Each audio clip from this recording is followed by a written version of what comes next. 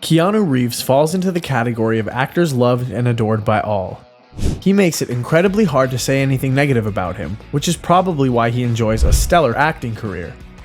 But where Keanu is sailing across Hollywood while being dubbed the internet's boyfriend, he's also invested in rock music and keeping his multi-million-dollar motorcycle collection squeaky clean. According to Reeves, he rode his first bike in his 20s while shooting a film in Germany. The sheer thrill of it was so fun that once filming wrapped up, he bought himself his very first bike once he landed back home. Ever since then, he co-founded his very own motorcycle company and added a bunch of gorgeous two-wheelers to his inventory. Let's pick apart Reeves' collection. We're starting off with his 2004 Ducati 998 Matrix, the same bike that was used by Carrie-Anne Moss to ride off a semi and race into oncoming traffic in The Matrix Reloaded. Apart from coming in a limited edition deep green color, the Ducati 998 has a liquid cooling system coupled with a 4-stroke 90-degree twin-cylinder engine. Also, the 998 has a total of 123 horsepower, capable of making it punch up to max speeds of 165 miles per hour. Apart from the tech specs, it stands out as a cool piece of memorabilia in Reeves' collection.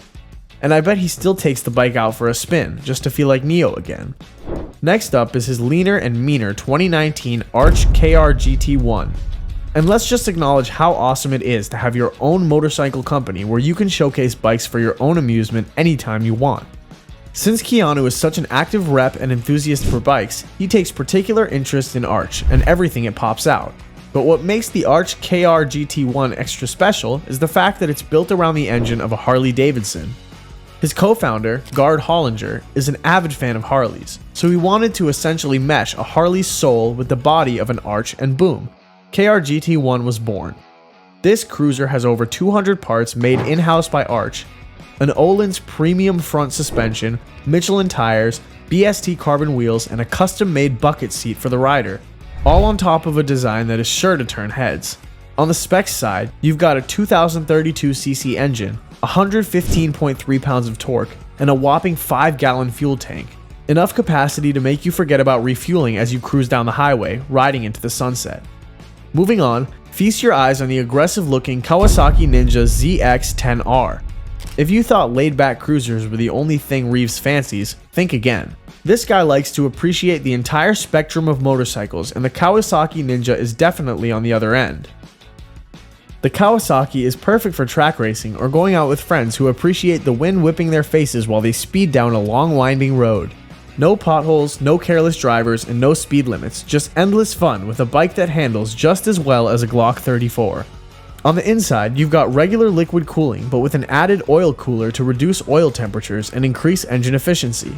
And talking about the engine, an inline 4-cylinder beast is sitting on the inside of this machine marvel.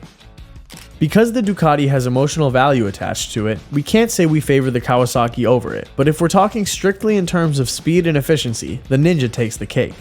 Next in line is a retro classic from 1974, the BMW R75/6. Before BMW started bubbling up touring and sport bikes, they were very much into chill cruiser types.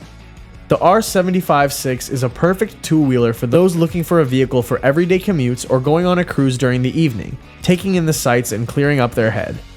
It's not aggressive either, so beginners could use it during the 70s and 80s to learn and perfect their driving. Reeves is known to drive sports bikes in his movies. A recent example is John Wick Parabellum, where he's taking out sword-wielding kamikazes on the Verrazano Bridge, but I bet whenever he needs a little downtime, he prefers pulling this out of the garage.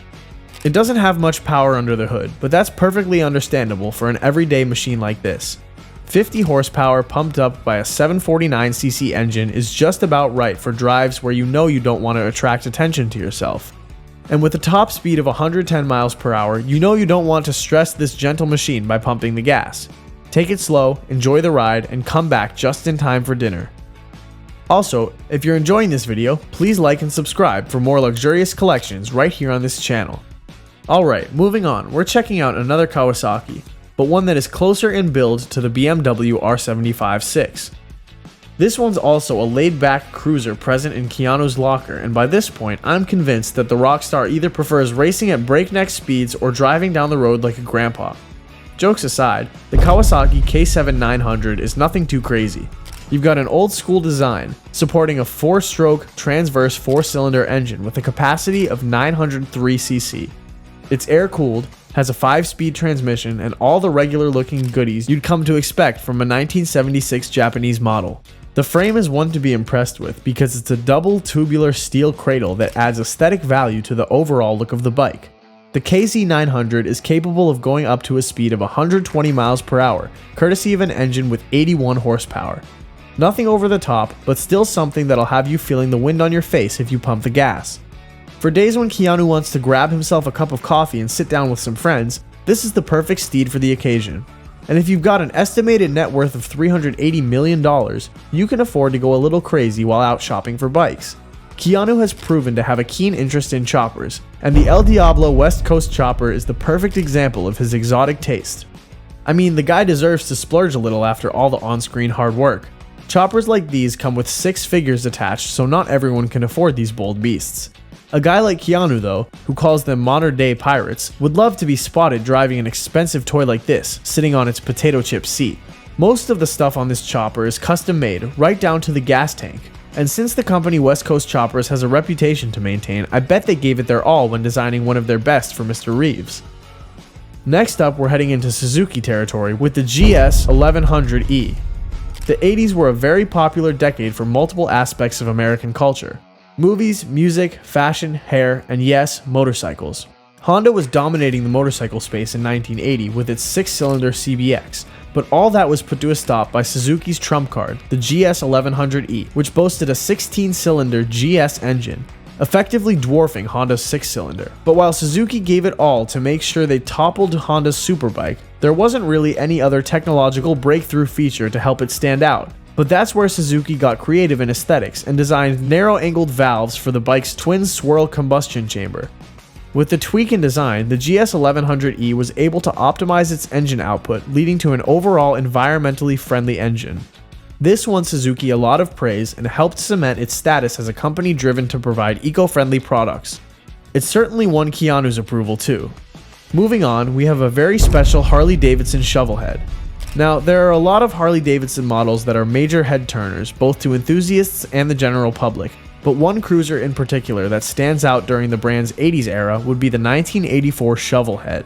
It's the perfect chill-out bike for rock stars with an attitude. What gave this Harley its name was the fact that its engine looked like an upside-down coal shovel. The new design helped this bike support a shallower combustion chamber, a larger valve drop for both intake and exhaust, and stronger valves and pistons. Not only did this new design guarantee extra horsepower for the bike, but it also got Harley-Davidson an increase in sales by 26%. It's the perfect vehicle for when you want to go for a cross-country ride with the gang and stop for some barbecue along the way. Both scenarios which Reeves would come to appreciate. Another Harley in Reeves' possession is one that blends chopper looks with a rock star attitude. The Harley-Davidson Dyna Wide Glide screams motorcycle culture the loudest out of the bunch of bikes I've listed so far, and with good reason. It's a low-profile, laid-back cruiser with some chopper-inspired design elements straight from the factory, and served as the catalyst that inspired Reeves and Hollinger to create Arch motorcycles. The story goes that before Reeves met his business partner, Gard Hollinger, he was on the lookout for someone to help customize his Dyna Wide Glide. This shouldn't have been a problem for Harley-Davidson to help with, given how it prides its bikes on being highly customizable. But because Reeves was looking for a particular design and his business partner had the same idea, they put their minds to it and formed Arch. The rest is history. And that brings us to the final addition to our list, the 1973 Norton Commando 850 MK2A, a slender beast that was a joy to ride for both beginners and veteran bikers. Key features that probably impressed Reeves as well are the upswept exhaust pipe, the unique rumble of the engine, and a gorgeous rubber-mounted featherbed frame that absorbs any vibrations coming from its powerful engine. Also, knowing how hardcore of a gearhead Keanu is, he must have come to appreciate the smell of burning oil from this 70s collectible item once you fire it up. With plenty of miles under his motorcycle's belt, it's easy to understand the emotional connection Reeves has with this bike. Even after purchasing it in 1987, it still has a special place at the headquarters of Arch Motorcycles. That's a wrap for this video. If you enjoyed it, please give it a like and subscribe to stay updated on more luxury collections. Also, let us know what you think of this collection in the comments. Thanks for watching and see you in the next one.